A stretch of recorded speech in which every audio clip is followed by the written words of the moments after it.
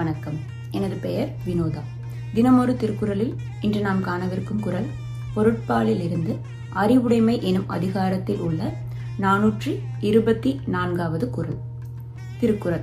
என் பொருளவாகச் செலச் சொல்லி தான் பிறர்வாய் நுண்பொருள் காண்பதறிவு.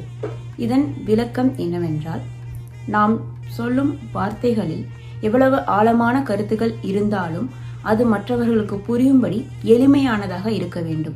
அதாவது, நாம் எவ்வளவு ஆழமான கருத்துக்களை கூறினாலும் அதர் பிறர் புரிந்து கொள்ளும்படி எளிமையான வார்த்தைகளில் சொன்னால்தான் அவர்கள் அதை புரிந்து கொள்ள முடியும். அதேபோல் மற்றவர்கள் சொல்லும் வார்த்தைகளில் மறைந்திருக்கும் நுட்பமான கருத்துக்களை நாம் ஆராய்ந்து பார்க்க வேண்டும்.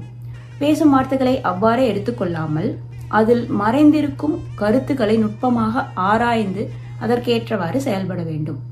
அதுதான் அறிவுடைய செயலாகும். இதைதான் திருவள்ளுவர் அறிவுடைமை எனும் அதிகாரத்தில் என் பொருளவாகச் செலச் சொல்லி தான் பிறர்வாய் நுண்பொருள் காண்பதறிவு என்று கூறுகிறார். நன்றி.